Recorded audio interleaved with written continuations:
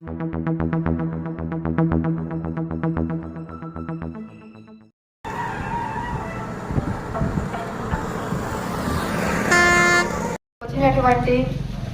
పల్లమనేరు మండల తెలుగుదేశం కుటుంబ సభ్యుల సోదరులకి సోదరి మండలకి పత్రికా విలేకరులకి అందరికీ కూడా పేరు పేరున హృదయపూర్వక వందనాలు తెలియజేసుకుంటున్నాను. ఈ కార్యక్రమము అమర్నాథ్ రెడ్డి గారి ద్వారా జరుగుతూ ఉండింది. మధ్యలో ఆగిపోవడము ఎందుకు అని కారణాలు ప్రతి ఒక్కరికి కూడా తెలుసు. ఆయన లేని సమక్షంలో ఆయన ఆదేశాల ప్రకారము ఈరోజు ఈ కార్యక్రమము మళ్ళీ తిరిగి మొదలైంది.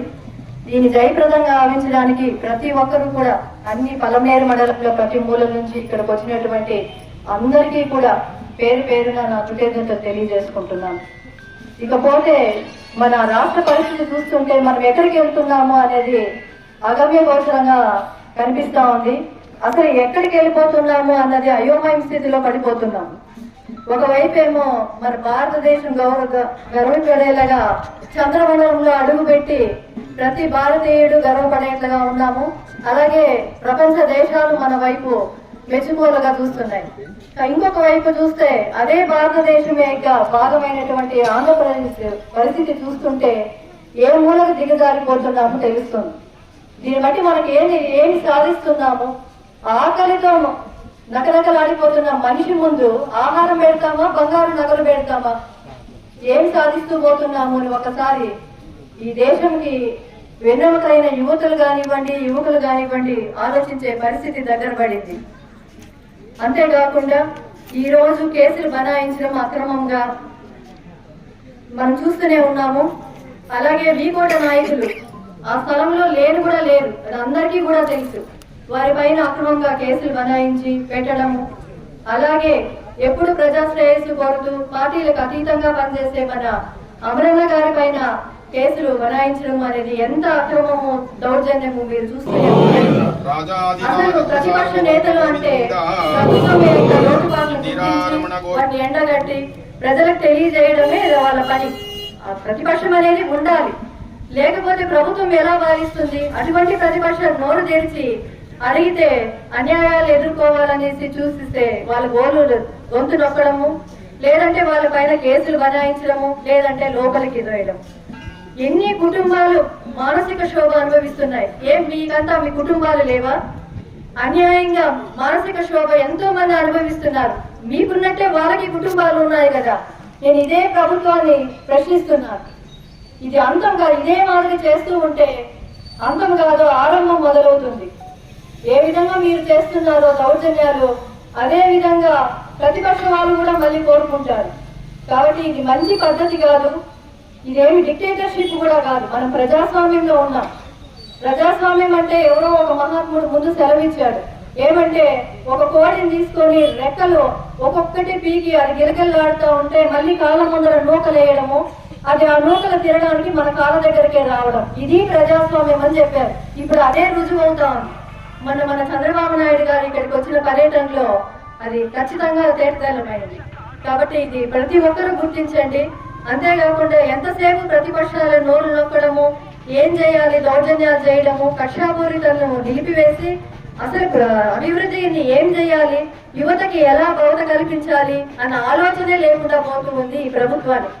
అందుకే నేను ప్రతి ఒక్కరిని ఇక్కడికి వచ్చిన వాళ్ళని, సోదరులని, సోదరులని అందరినీ కూడా నేను విన్నవించుకునేది ఏమంటే, ఎవరు కూడా దిగులు పడొద్దండి, చింతించకండి. ధైర్యంగా మనం ఈ పరిస్థితులు ఎదుర్కొందాము.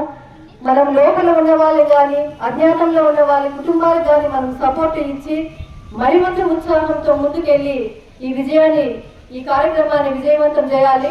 ఇలాంటి పరిస్థితిని ఇంకా ముందుకు పంపించి అఖండ విజయాన్ని పొందాలనేసి నేను ప్రతి ఒక్కరిని కోరుకుంటా ఉన్నాను.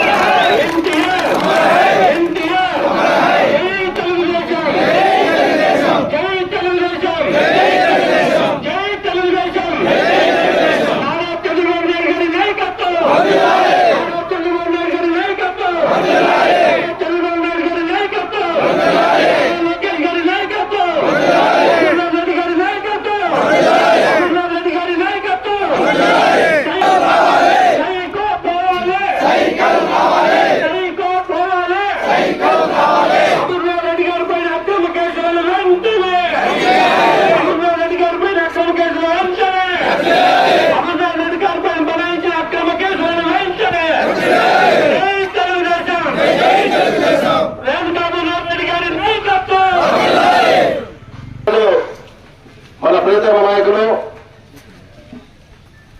అన్నగారి సతీమణి గారైన శ్రీమతి రేణుకారెడ్డి గారు బయటపల్లి మండలం బేలపల్లి గ్రామానికి ఈరోజు ఇంటింటికి తెలుగుదేశం పార్టీ కార్యక్రమంలో ఇచ్చేందుకు బయటపల్లి మండల తెలుగుదేశం పార్టీ తరఫున స్వాగతం సుస్వాగతం తెలియజేసుకుంటూ అదేవిధంగా ఈ కార్యక్రమానికి వచ్చేసిన పొలంనేరు నియోజకవర్గ అన్ని మండలాలకు సంబంధించిన తెలుగుదేశం పార్టీ కుటుంబ సభ్యులకు అందరూ కూడా పేరు పేరున మా మండలం తరఫున మీరందరూ కూడా స్వాగతం సుస్వాగతం.